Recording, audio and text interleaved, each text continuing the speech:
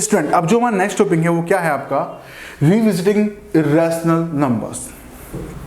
Irrational number क्या होते हैं, जिनको हम पी बाई क्यू की फॉर्म में नहीं लिख सकते, राइट।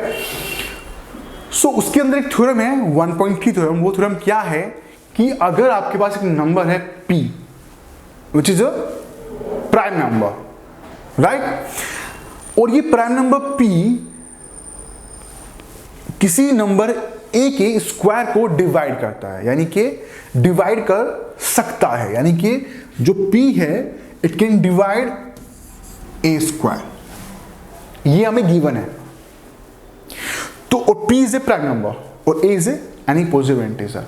तो हमें प्रूफ करना है कि p can also divide a, कि जो p है ये a को भी डिवाइड कर सकता है। हमें ये प्रूफ करना है स्टूडेंट। अब देखिए यहां पे किस तरह करेंगे। अब जो हमारा a है उसकी अगर मैं फैक्टराइजेशन करता हूं, उसको मैं फैक्टराइज करता हूं, तो लेट्स सपोज उसके फैक्टर्स हैं, प्राइम फैक्टर वो क्या है, p1 p2 p3 and so on up to pn। उसके ये प्राइम फैक्टर्स हैं।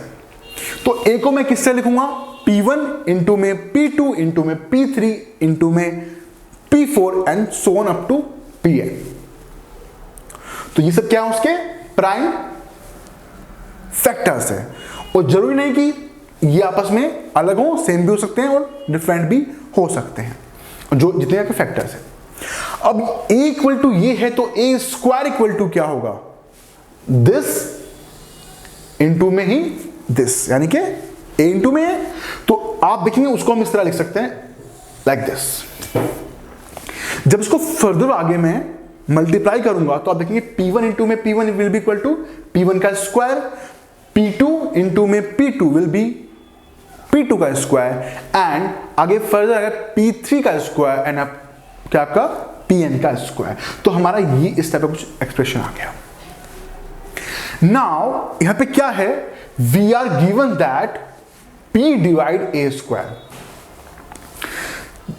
अब यहां पे कहना क्या चाह रहा है कि जो p है वो हमें गिवन है कि वो a स्क्वायर का को डिवाइड करता है, यानी कि जो p है वो क्या है, वो a स्क्वायर का एक फैक्टर है, ठीक है। Therefore, from the fundamental theorem of arithmetic, it follows that p is one of the prime factor of a square। कहना क्या चाह रहे हैं कि जो हमने यहां पे ये आपके जो a स्क्वायर है उसको हमने इस तरह से लिखा, p1 का स्क्वायर इंटू में p2 का square and so on pn का स्क्वायर, ये लिखा हमने। अब इस a स्क्वायर को p डिवाइड करता है, ये हमें गिवन है। अब इसको डिवाइड करता है a स्क्वायर को, इसका मतलब कि इसके जो फैक्टर होंगे उनमें से p तो है, उनमें से एक p तो है ही है, यानी कि जो p है वो इन p1 p2 या p3 में से कोई एक तो होगा, राइट। इट इज लाइक अगर मैं लिखता हूं लाइक 4 का स्क्वायर, राइट, तो जो 2 है वो 2 इसको डिवाइड करता है, किसको, 4 के स्क्वायर को। कैसे, कितना होगा 16, और 16 को 2 डिवाइड करता है, राइट। इसका मतलब जो 2 है इसका एक फैक्टर वो जरूर होगा। अगर हम 16 के फैक्टर करेंगे तो 2 इंटू में 2 इंटू में 2 इंटू में 2, तो आप देखेंगे 2 फैक्टर है, यानी कि जो हमने यहां पे क्यों लिया, दैट क्यों will be the factor of जो आपके यहां पे दिए गए उनमें से एक फैक्टर तो होगा। अब जो हमारा फंडामेंटल थ्योरम है अर्थमेटिक, राइट, वो फंडामेंटल थ्योरम अर्थमेटिक क्या कहती है कि जो यहां पे फैक्टर हैं एक्चुअल में ये हमने मल्टीप्लाई करने के बाद लिखा ना इसको। जैसे कि मैं अगर 24 को लिखना चाहूं तो आई कैन राइट 2 का 2 इंटू में 2 इंटू में 2 इंटू में 3, ये आएगा, यानी कि 2 इंटू में 3। तो जो मैं यहां पे लिख रहा हूं 2 इंटू 3, तो आप देख रहे हैं इसके जो फैक्टर है 24 के, वो 2 और 3 तो है एक्चुअल में क्या फैक्टर है इसके? 2 और 3, राइट? 2 3 बार रिपीट हो रहा है और 3 एक बार ही आ रहा है, बट इन एक्चुअल जो इसके फैक्टर है वो क्या है? वो यानी कि 2 और 3 ही है, यानी कि ये 2 से डिवाइड हो जाएगा और ये 3 से भी डिवाइड हो जाएगा, राइट? इसी तरह से अगर P, जो P है ये इस a स्क्वायर को डिवाइड करता है, इसका मतलब क्या है? इसका मतलब ये है कि P यहीं पे कहीं इनमें से कोई एक P होगा, और जो इसके फैक्टर हैं वो एक्चुअल में क्या होंगे? वो एक्चुअल में आपके क्या होंगे? P1 P2 आपका P3 एंड Pn। एक्चुअल में तो ये फैक्टर होंगे ना आपके, वो मल्टीप्लाई करने के बाद ये आ रहा है डिफरेंट थिंग। अगर मैं आपसे पूछना चाहूं कि इस ए स्क्वायर को क्या क्या नंबर डिवाइड कर सकते हो तो क्या बोलोगे? आप ये थोड़ा बोलोगे कि यहाँ पे P1 का स्क्वायर डिवाइड कर सकता है, नहीं, आप क्या बोलोगे? इसको P1 डिवाइड कर सकता है, इसको P2 डिवाइड कर सकता है, इसको P3 डिवाइड कर सकता है। जैसे कि मैं यहाँ पे बोल सकता हूं, मैं हालांकि जो 2 की पावर 3 है वो भी 24 को डिवाइड कर सकता है, बट अगर मैं इसको प्राइम फैक्टर की बात करूं, मैं प्राइम फैक्टरेशन की बात कर रहा हूं, तो मैं क्या करूंगा कि इस 24 को 2 डिवाइड कर सकता है और आपका एक 3 डिवाइड कर सकता है। ये 2 नंबर हैं जो इसको डिवाइड कर सकते हैं। तो इसका मतलब जो ए स्क्वायर है इसके ये आगे हमारे प्राइम फैक्टर्स, ठीक है? यानी कि ये जो ए स्क्वायर है ये इन सब नंबर से डिवाइड हो सकता है, और इन्हीं में से एक क्या है आपका? P है, यानी कि P इनमें से ही कोई एक है हमारा, राइट? बट ये क्या है? ये एक्चुअल में आपका क्या है? ये आपका A है, क्योंकि A इक्वल टू क्या था? देखिए यहां पे P1 इंटू में P2 इंटू में Pn। तो इसका मतलब A जो है वो क्या आ गया आपका? ये आपका A था जो हमें गिवन था, और इसी के अंदर P है, तो इसका मतलब क्या हुआ आपका कि P is a factor of A also. तो यहां पे देखिए क्या लिखा है, therefore from the fundamentals of arithmetic it follows that P is one of the prime factor of A square. However, using the uniqueness part of the fundamental theorem of arithmetic, we realize that the only prime factor of A square are P1, P2 and Pn and P3, P4 and so on. So P is one of the P1, P2 इनमें से कोई एक होगा, right? जैसे कि मैं यहां पे बोलता हूं जो आपका 24 है उसके जो प्राइम फैक्टर हैं वो क्या हैं? 2 है और आपका 3 है। अब 2 में रिपीट हो रहा है, दैट्स अ डिफरेंट थिंग, ठीक है? तो इस तरह से जो P आएगा वो आपका जो ये A है, A equal to P1 P2 into में आपका P3 इंटू में आपका Pn, जो आपका जितने आपके प्राइम नंबर होंगे इसमें। अब यहां पे जो P है इसका ही तो पार्ट है, इसका मतलब क्या है? P is a factor of A। अब अगर P A का फैक्टर है, इसका मतलब क्या हुआ? इसका मतलब हमने प्रूफ कर दिया कि जो P था वो A स्क्वायर को भी डिवाइड कर सकता है, और जो P है वो A को भी डिवाइड कर सकता है। अब यहां पे अगर मैं नंबर के हिसाब से जानूं, नंबर के हिसाब से देखिए कि यहां पे जो आपको नंबर दिख रहा है, यहां पे अगर मैं 24 अगर कोई नंबर लेता हूं, यहां पे आपका let's suppose I am taking आपका मैं 9 ले रहा हूं, ये 9 का स्क्वायर कितना होता है? 81। अब मैं एक नंबर ले रहा हूं 3 विच इज प्राइम नंबर, मैंने 3 लिया, ठीक है, प्राइम नंबर। अब मैं बोल रहा हूं कि ये prime number 3 can divide the 9 square, divide कर सकता है बिल्कुल। आप देखेंगे कि अगर मैं 81 को 3 से डिवाइड करता हूं तो आई गेट कितना? 30 आपका 27,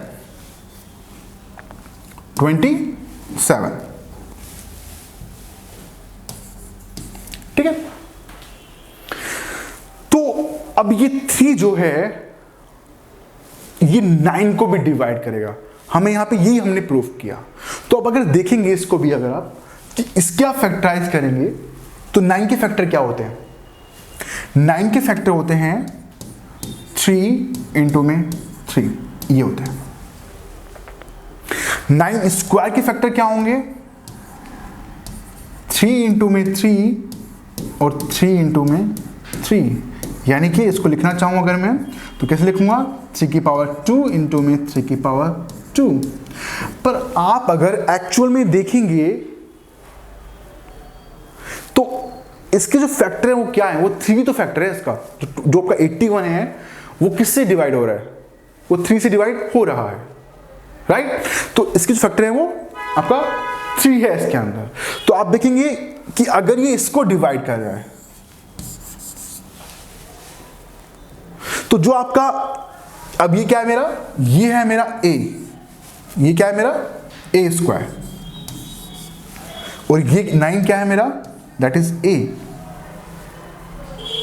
तो आप देखेंगे जो 3 है वो a स्क्वायर को डिवाइड कर रहा है, और जो 3 है वो 9 को भी डिवाइड कर सकता है। तो इस तरह से जो ये थ्योरम है ये हमें बहुत यूजफुल होगी स्टूडेंट, किसमें? अगर हमें बताना है कि कोई गिवन नंबर आपका रैशनल है या फिर आपका इररेशनल है, राइट?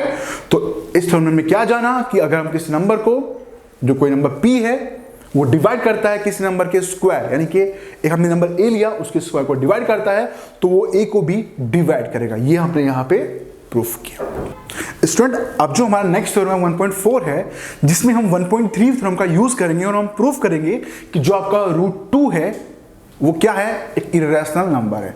देखिए इररेशनल नंबर क्या होता है? जिसको हम p/q की फॉर्म में नहीं लिख सकते, ठीक है? तो यहां पे देखिए क्या है, प्रूफ में क्या लिखा? हमने पहले माना कि लेट्स सपोज जो हमारा √2 है वो एक रैशनल नंबर है। अब रैशनल नंबर है तो मैं उसको p/q की फॉर्म में लिख सकता हूं, राइट? लेट्स सपोज जो p/q है वो यहां पे हमने क्या माना? r/s माना, यानी कि ये कहना चाह रहे हैं कि √2 को I can right r/s, right? तो ये हमने इस तरह लिख लिया।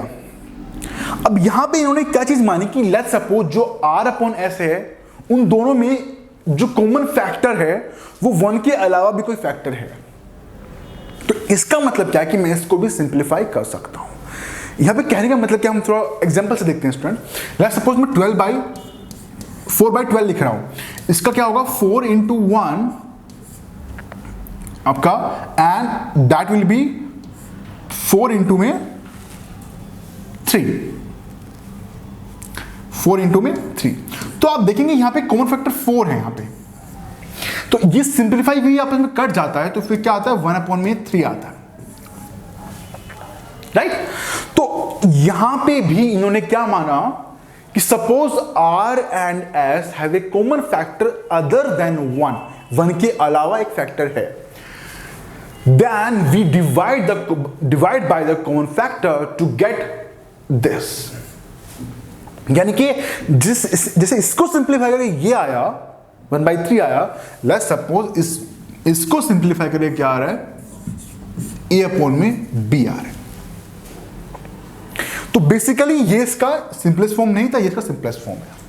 तो यहां पे हमने क्या किया स्टूडेंट कि इसको हमने किस तरह से लिखेंगे? देखिए ये हम लिख सकते हैं √2 इज इक्वल टू a/b, और इसको I can write √2 b is equal to a। अगर मैं दोनों तरफ का स्क्वायर करता हूं तो मुझे क्या मिलता है? 2b का square is equal to a का स्क्वायर। अब देखेंगे यहां पे क्या किया हमने? स्क्वायर मतलब both side, and we get this. अब यहां से आपको क्या समझ आ रहा है कि जो आपका a स्क्वायर है, a स्क्वायर की वैल्यू आपकी क्या आ गई? 2b square. ये वैल्यू आ गई किसकी? a स्क्वायर की। यहां से हम देख सकते हैं कि जो a स्क्वायर है दैट इज डिविजिबल बाय 2। कैसे? अगर मैं a स्क्वायर को 2 से डिवाइड करता हूं तो देखिए क्या होगा? a स्क्वायर अपॉन में 2, यानी कि a स्क्वायर को डिवाइड करने का मतलब क्या है कि जो a स्क्वायर की वैल्यू है उसको भी डिवाइड कर रहा हूं, तो देखो क्या आएगा? 2b स्क्वायर अपॉन में 2 और 2 से 2 कट जाएगा, that will equal to b square. तो इसका मतलब क्या है कि जो ए स्क्वायर है दैट इज डिविजिबल बाय 2। ठीक है, आप भी कहेंगे कि सर ए स्क्वायर तो डिवाइड हो नहीं रहा 2 से। मैं आप फिर से आपको बताना चाहूंगा कि ए स्क्वायर की वैल्यू क्या आई, 2b स्क्वायर। तो यानी कि ए स्क्वायर क्या है, 2b स्क्वायर, और 2b square is divisible by 2, क्योंकि कितना आ रहा है आपका रिमाइंडर 0 आ रहा है, कट के क्या आ रहा है, बी स्क्वायर आ रहा है। तो यहां पे इससे हमें प्रूफ होता है क्या, कि जो आपका ए स्क्वायर है दैट इज डिविजिबल बाय 2। जो आप देखेंगे हमने कर लिया, यहां पे ये लिख लिया। अब जो आपका थ्योरम 1.3 है वो क्या कहती है कि अगर आपके पास दो नंबर हैं और वो दो नंबर आपके, जैसे लेट्स सपोज हमारे पास एक नंबर है ए स्क्वायर और एक पी, ये नंबर इसको डिवाइड कर देता है, कर पाता है, राइट। सो यहां पे क्या है कि जो पी है वो ए को भी डिवाइड करेगा। ये हमारा थ्योरम था 1.3। सेम वे में हमने क्या देखा कि जो यहां पे हमने पढ़ा कि जो आपका यहां पे ए स्क्वायर है उसको 2 डिवाइड कर देता है। इसका मतलब क्या हुआ स्टूडेंट, कि जो ए होगा उसको भी 2 डिवाइड कर सकता है। ठीक है स्टूडेंट, तो जो आपका ए स्क्वायर है वो 2 से डिविजिबल है, इसका मतलब ए भी 2 से डिविजिबल होगा। इसका मतलब क्या है कि ए का एक फैक्टर क्या होगा, 2 होगा। यानी कि ए को I can write a is equal to 2c। c is any number, right. जो आपका ध्यान देखिए यहां पे क्या आया, फॉर सम इंटीजर, या आपका c क्या आपका एक इंटीजर है आपका। तो हम a को इस फॉर्म में लिख सकते हैं, 2 इंटू कोई नंबर समथिंग, कोई भी नंबर हमने लिया, that is c, some integer, right. अब यहां पे देखिए कि जो हमारा यहां पे ये आया, ये हमारा जो थ्योरम 1.3 था उससे आया हमारा। ध्यान से देखिए दोबारा, ए स्क्वायर डिविजिबल बाय 2, तो ए भी क्या होगा, 2 से डिविजिबल होगा। इसका मतलब कि आपका जो ए होगा उसको मैं 2 into c is any number उसकी फॉर्म में लिख सकता हूं। अगर मैं दोनों तरफ का स्क्वायर लेता हूं तो क्या आ जाएगा, a square is equal to 4c का स्क्वायर, राइट। सो यहां पे आपके आप देखेंगे ए स्क्वायर की एक वैल्यू आ गई। तो ये वैल्यू अगर आप इस वाले पार्ट में पुट करेंगे तो क्या आएगा, 2b square is equal to 4c square and b square is equal to 2c square. ये आ गया हमारा। अगेन यहां पे देखिए कि यहां पे b स्क्वायर की वैल्यू क्या आ रही है, 2c स्क्वायर। तो यहां पे क्या देखेंगे आप, दिस मींस अब जो यहां पे ये आया था हमारा b square equal to 2c square, इससे क्या हम निकाल सकते हैं, क्या फाइंड आउट कर सकते हैं कि जो यहां पे b स्क्वायर है दैट इज 2c स्क्वायर, यानी कि जो b स्क्वायर है दैट इज डिविजिबल बाय 2। क्यों, b स्क्वायर क्या है, 2c स्क्वायर, और 2c square is divisible by 2, तो इसका मतलब b स्क्वायर भी डिविजिबल बाय 2 हो जाएगा। इसका मतलब जो b है that is also divisible by 2। क्या है हमारा, इस वाले जो थ्योरम 1.3 थी उससे क्या आया कि जो आपका b है वो आपका क्या हो जाएगा, डिविजिबल होगा आपका किससे, 2 से। अब यहां पे क्या आया स्टूडेंट, ध्यान से देखिए कि जो a और b है, यहां पे क्या है स्टूडेंट कि आपका a और b के हमारे दो फैक्टर आए हैं जो कॉमन आए। 2 क्या है हमारा, फैक्टर आया जो कॉमन आया है। आपने देखा कि हमने इस वाले फैक्ट में क्या जाना था कि जो a स्क्वायर को डिवाइड करता है 2, तो a को भी डिवाइड करता है 2, ये हमने यहां पे जाना। It follows to divide a को 2 डिवाइड कर रहा है। अगेन जो हमने आगे लाए उसमें हम क्या लाए कि जो 2 है डिवाइड कर रहा है b को। तो जब 2 a को भी डिवाइड कर रहा है 2 b को भी डिवाइड कर रहा है, इसका मतलब क्या है, a और b का एक कॉमन फैक्टर है दैट इज 2।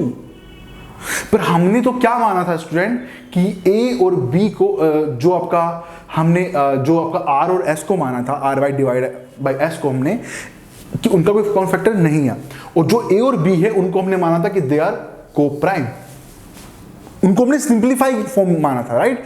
बट जो हमें अभी मिल रहा है वो तो सिंप्लीफाई फॉर्म नहीं है, राइट। उसमें क्या आ रहा है, कॉमन फैक्टर आ रहा है। तो ऐसा कॉन्ट्रडिक्शन क्यों हुआ, ऐसा उल्टा क्यों हुआ? क्योंकि हमने स्टार्टिंग में क्या माना कि √2 इज ए आपका क्या रैशनल नंबर। बट देखो यहां पे क्या लिखा है, but this contradict the fact that a and b have no common factor other than 1। क्योंकि जब हमने r बाई एस माना था उसी को सिंप्लीफाई फॉर्म में क्या माना था, a बाई बी माना था, जिनको हमने को प्राइम नंबर माना था। इसका मतलब क्या है कि जो हमने this contradiction has arisen because of our incorrect assumption that √2 is rational number. क्योंकि हमने स्टार्टिंग में गलत एज्यूम्पशन माना था, तो हमने उस जो हमने माना हमने उसी को गलत प्रूफ कर दिया। इसका मतलब क्या है, जो हमने माना वो गलत है, यानी कि उसका जो उल्टा मतलब क्या कि √2 इज एन रैशनल नंबर। ये हमारा यहां पे प्रूफ हो गया, जिसमें हमने थ्योरम 1.3 का यूज किया।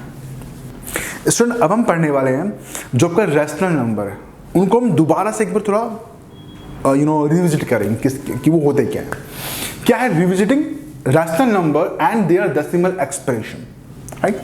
यहां पे एक थ्योरम है 1.5 जो हम जानेंगे। पहले क्या है, उससे पहले हम कुछ एग्जांपल देखते हैं, उन्हीं के बेस पे हम आगे बात करेंगे। यहां पे देखिए आपको क्या है स्टूडेंट, 0.375 लिखा है, राइट। जो आपका 0.375 है, 0.375, उसको आई can right 375 divide by this. ये मैं इसको लिख सकता हूं, आपको पता है, क्योंकि मैं इसको फर्दर डिवाइड करूंगा दोबारा से क्या बन जाएगा, यही बन जाएगा। और इसको मैं आगे क्या लिख सकता हूं, 375 अपॉन में 10⁻3, राइट। आप यहां पे देखिए कि जो 375 है उसको मैं लिख सकता हूं 3 × 5⁻3। तो यहां पर क्या हो जाएगा, 3 इंटू में 5⁻3 डिवाइड बाई, अब जो यहां पे हमारा 10⁻3 है उसको आई कैन राइट आपका 2 इंटू में 5⁻3।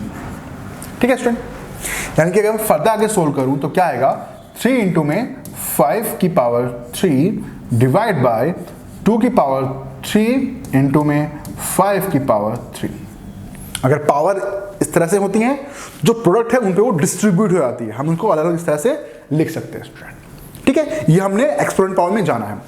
सो यहां पे आप देखेंगे कि जो हमारा आया यहां पे, तो आप देखेंगे यहां पे कुछ कॉमन चीज आ रही है, ये दोनों क्या आ रहे हैं, तो उसमें कॉमन आ रहा है, तो ये आपस में कट जाएगा, तो ये क्या आ जाएगा, 3 अपॉन में 2⁻3 आ गया। ये आपको देखिए यहां पे ये आ गया। इसी तरह से अगर मैं 0.104 को मैं इसी तरह से आगे फर्दर सोल्व करता हूं, तो यहां पर क्या आ जाएगा, ये कुछ इस फॉर्म में आ जाएगा। अगेन हमने यहां पे थर्ड एग्जांपल लिया, उसको भी हमने आगे फर्दर से सोल्व किया, तो आप देखेंगे यहां पे क्या आ रहा है, 7 अपॉन में 2⁻4 इंटू में 5। यहां पे भी क्या आ रहा है, आप देखेंगे नीचे ये 2 ऊपर आ रहा है, 2⁻2 आ रहा है, इंटू में 7 इंटू में 2 आपका 521 अपॉन में 5⁻4, ये हमारा आ गया। अब यहां पे ध्यान से देखिए स्टूडेंट, इन चारों एग्जांपल में जो नीचे जो डिनोमिनेटर आ रहा है वो चारों किस में चेक करते हैं। यहां पे क्या आ रहा है, 2 की पावर समथिंग, यानी कि 2⁻3 आ रहा है, यानी कि 2 की पावर आ रहा है कुछ। इस केस में देखिए 5 की पावर कुछ आ रहा है, इस केस में 2 की भी पावर आ रहा है और 5 की भी पावर आ रहा है, इस केस में 5 की पावर आ रहा है। तो हमने क्या देखा कि अगर कोई रैशनल नंबर है, राइट, उस रैशनल नंबर को अगर मैं ऐसे p/q की फॉर्म में लिखने जाता हूं या लिखता हूं, तो क्या होता है स्टूडेंट कि जो आपका डिनोमिनेटर आता है वो आपका या तो 2 की पावर की फॉर्म में होता है, या फिर आपका 5 की पावर की फॉर्म में होता है, या फिर आपका 2 और 5 दोनों की पावर की फॉर्म में होता है। ये हमने इन एग्जांपल से जाना।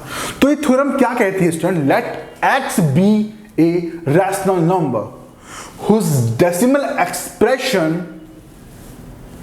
टर्मिनेट्स, मतलब कि जो एक्सप्रेशन है उसकी डेसिमल वाली वो टर्मिनेट्स है, वो बहुत लंबी नहीं है, वो इनफाइनाइट तक नहीं है, वो टर्मिनेट मतलब उसका एक एंड है। जैसे कि हम यहाँ पे जानेंगे किस तरह से स्टूडेंट।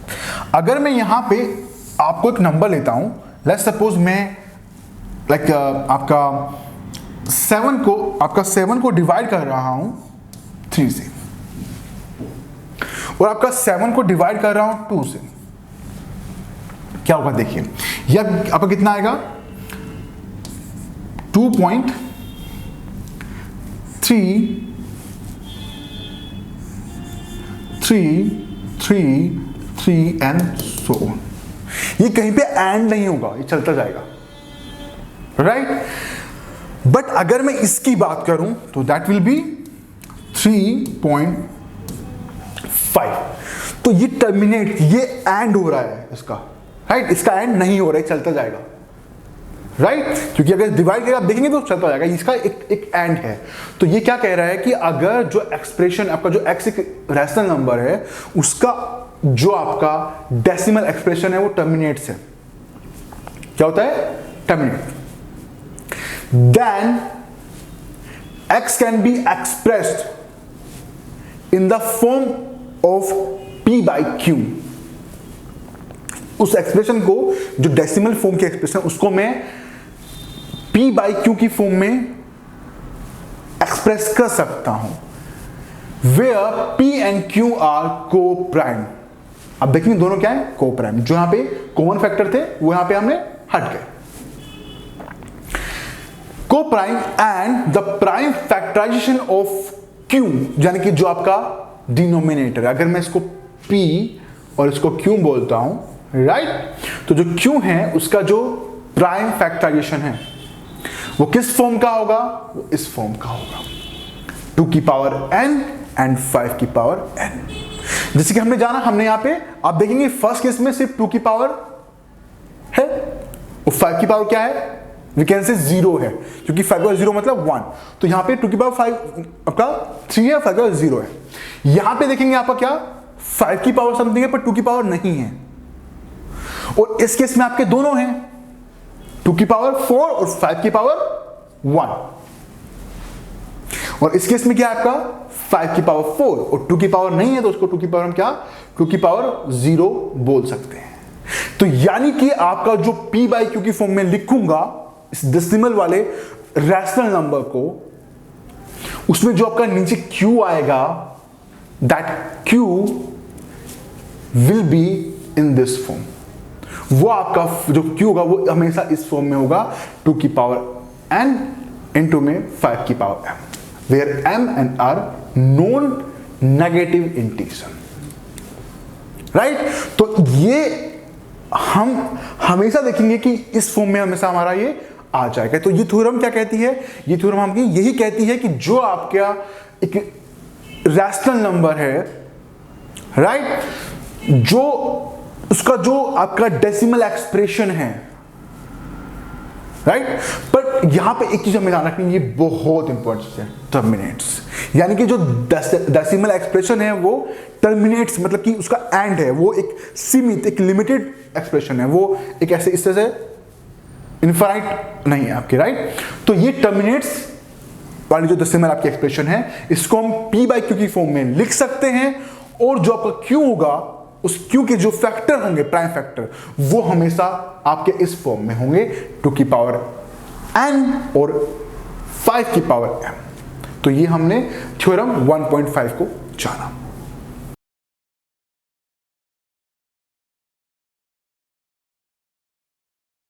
स्टूडेंट हम पढ़ेंगे थ्योरम 1.6। ये थ्योरम 1.6 क्या है स्टूडेंट? ये हमारा एग्जैक्टली उल्टा है आपका जो 1.5 थ्योरम है। किस तरह से देखिए, इसमें क्या है कि let x is equal to p by q, be a rational number such that the prime factorization of q is of the form 2 की पावर n and 5 की power m, where m and n are no negative integer. Then x has a decimal expression which terminates. यानी कि जो कहना क्या चाह रहा है कि अगर आपको कोई एक्सप्रेशन दिया गया है, आपको एक रैशनल नंबर दिया है जो p बाई क्यू की फॉर्म में है, और उसका जो q वाला पार्ट है यानी कि जो डिनोमिनेटर है वो इस फॉर्म में है 2 की पावर n और 5 की पावर m की फॉर्म में है, तो इसका मतलब क्या है कि जो उसका डेसिमल एक्सप्रेशन होगा that will be what terminates expression होगा, यानी कि वो एक्सप्रेशन कुछ डिजिट के बाद एंड हो जाएगा जो हम अभी देखने वाले हैं। अब यहां पे देखिए जो पहला एग्जांपल है उसमें क्या है 3/8 है। 3/8 को यहां पे क्या किया ध्यान से देखिए, इन्होंने इसको इस फॉर्म में लिखा दैट इज 3/8 को 3/2 की पावर 3। तो यहां पे क्या है कि इन्होंने यहां पे आप देखेंगे यहां पे इसको 5 की पावर 3 से ऊपर नीचे मल्टीप्लाई कर दिया, राइट। तो यहां पे क्या आया कि नीचे एकदम क्या आ जाएगा आपका 10 की पावर 3 आ जाएगा, तो फर्दर मैं सोल्व करूंगा तो हमारा क्या आ जाएगा 0.375 आया, यानी कि जो हमारे यहां पे p बाई क्यू का फॉर्म था वो क्या था दैट इज 3/8। तो एक्चुअल में बना आपने हमें चेक क्या करना है स्टूडेंट कि आप जो नीचे देखेंगे वो किस फॉर्म में आ रहा है, दैट इज 3/2 की पावर 3, राइट। तो ये 2 की पावर 3 की फॉर्म में है और यहां पे 5 की पावर में 0 मान सकता हूं, राइट। या फिर मैं इसको अगर आगे इसमें कुछ ऊपर ऐड करना चाहूं तो मैं वो कर सकता हूं, राइट। तो इन्होंने क्या किया इसमें, अब जितने यहाँ पे 2 थे मैंने उतने यहाँ पे 5 चाहिए मुझे, अगर नीचे मुझे 100 की फॉर्म में लाना है तो क्या होगा कि मैं यहाँ पे भी 5 की पावर 3 से मल्टीप्लाई कर दिया, यहाँ पे मैंने 5 की पावर 3 से मल्टीप्लाई कर दिया, ये आपका क्या हो जाएगा, ये आपका हो जाएगा 375 और ये आपका हो जाएगा आपका 10 की पावर 3। तो जब आप इसको लिखेंगे तो ये कितना हो जाएगा आपका 375 डिवाइड बाय इस तरह से कुछ, and that will be equal to 0.375। आप देखेंगे ये क्या है, जो एक्सप्रेशन है वो टर्मिनेटिंग एक्सप्रेशन है, राइट। उसका एक एंड हो रहा है, राइट। अब ये नॉन टर्मिनेटिंग नहीं है, तो यहां पे हमने क्या देखा कि जो नीचे वाला फॉर्म था वो कुछ इस फॉर्म में आ रहा है 2 की पावर और 5 की पावर समथिंग। अब यहां पे आपका नहीं था तो हम क्या करते हैं, यहां पे 5/0 भी मान सकते हैं, राइट। तो हमें अगर देख के ही पता लगाना है तो हम किस तरह लगाएंगे स्टूडेंट, जैसे हमने यहां पे लिखा 3/8 लिखा, तो इसको आई कैन राइट 3/2 की पावर 3, इसको आई कैन राइट 3/2 की पावर 3 और 5 की पावर 0, यानी कि ये इस फॉर्म में है। तो मैं देखते ही इसको बता दूंगा कि हाँ इस एक्सप्रेशन को जो कोई p बाई क्यू की फॉर्म में है, इसको मैं जब इसको डिवाइड करूंगा फर्दर तो जो मेरा डेसिमल एक्सप्रेशन आएगा वो टर्मिनेटिंग एक्सप्रेशन होगा। हम करेंगे कैसे वो हमने यहां पे इस तरह जाना, जो आपको यहां पे दिया गया कि हम उसको इस तरह से करेंगे अगर मैं आगे प्रूफ करना है तो। आप देखते हैं जो आपका सेकंड केस है स्टूडेंट। सेकंड केस में क्या है आपका, ध्यान से देखिए कि जो आपका p बाई क्यू है, हमने यहां लिख लेते हैं p/में q कितना आ रहा है 13/125। इसको आई कैन राइट 13/में 5 की पावर 3, इसको आई कैन राइट 13/में 5 की पावर 3 इंटू में 2 की पावर 0। तो ये एक्जेक्टली इस फॉर्म में है, तो इसका मतलब इसका भी जो डेसिमल एक्सप्रेशन होगा वो क्या होगा, टर्मिनेटिंग होगा।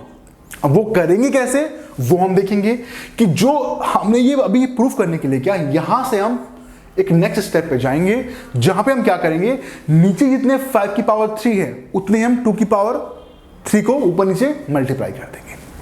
देखिए किससे करेंगे, 13 अपॉन में 5 की पावर 3, यहां पे भी हम 2 की पावर 3 कर देंगे और यहां पे भी हम 2 की पावर 3 कर देंगे। ये आपका 2 की पावर 3।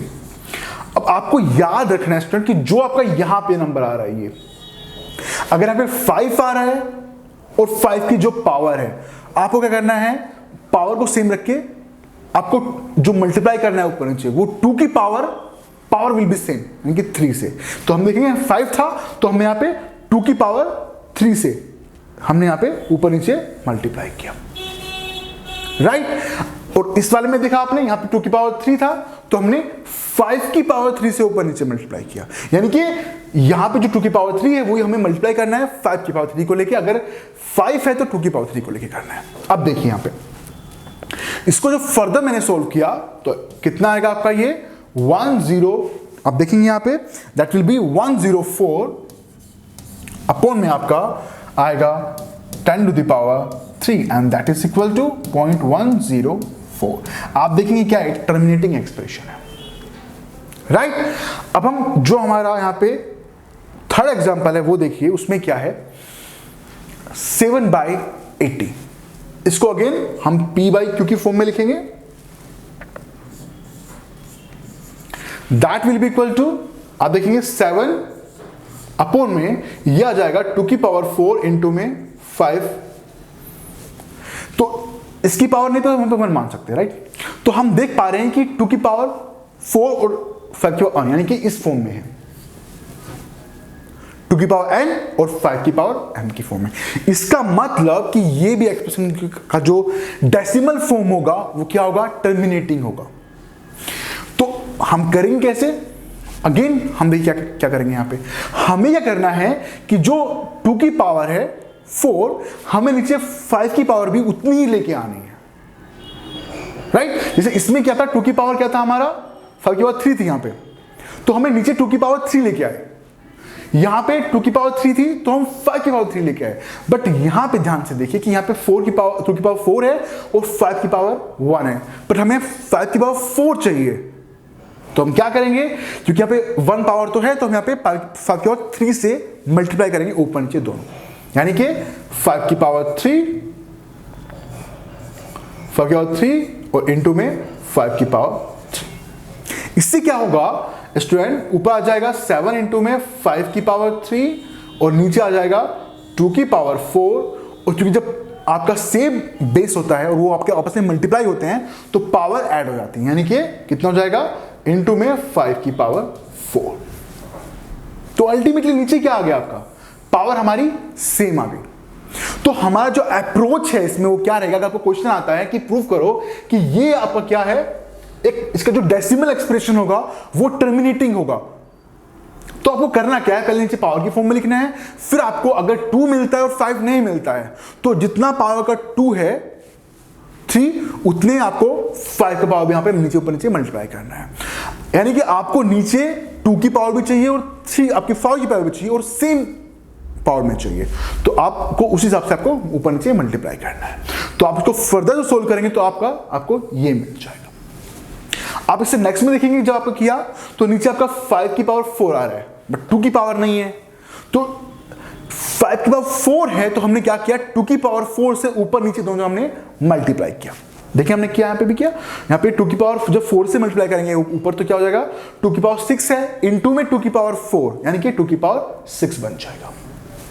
फर्दर आपको मल्टीप्लाई करेंगे तो हमारा क्या आएगा, हमारा ये आ जाएगा और नीचे आपका कितना आ जाएगा, 10 की पावर 4 आ जाएगा। आपको इसको हम फर्दर सोल्व करेंगे तो आप देखेंगे यहां पे एक एक्सप्रेशन आएगा विच इज टर्मिनेटिंग एक्सप्रेशन, जिसका एक एंड हो रहा है यहां पे।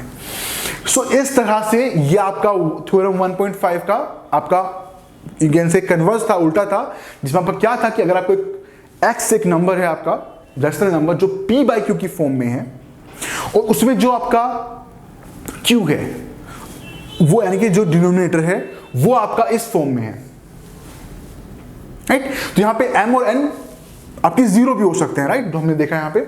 सो इस फॉर्म में है तो क्या होगा, जो आपका एक्सप्रेशन आएगा, यानी कि जो आपका डेसिमल एक्सप्रेशन, यानी कि जो p बाई क्यू को जब मैं आगे फर्दर सोल्व करूंगा, डिवाइड करूंगा, तो जो आपका जो डेसिमल एक्सप्रेशन आएगा, that will B terminating expression. Student, अब हम पढ़ेंगे थ्योरम 1.7। क्या है थ्योरम 1.7? कि जो हमने अब तक जाना कि अगर हमारे पास कोई आपका एक रैशनल नंबर है, वो रैशनल नंबर को हम p बाई क्यू की फॉर्म में लिख सकते हैं, राइट, p बाई क्यू। अगर ये जो q का फॉर्म है ये इस फॉर्म में है, 2 की पावर आपका n और 5 की पावर m, इस फॉर्म में है, तो जो हमारा इसका डेसिमल एक्सप्रेशन होता था p बाई क्यू का, वो टर्मिनेटिंग एक्सप्रेशन होगा। अब हम जानेंगे कि अगर जो q है ये इस फॉर्म में नहीं है, तब क्या होगा। यानी कि जो डिनोमिनेटर है वो इस फॉर्म में नहीं है, तब वो जो एक्सप्रेशन आएगा, डेसिमल एक्सप्रेशन, वो आपका टर्मिनेटिंग होगा या फिर नॉन टर्मिनेटिंग होगा, वो जानेंगे आप यहाँ पे। ध्यान से देखिए स्टूडेंट किस तरह होगा।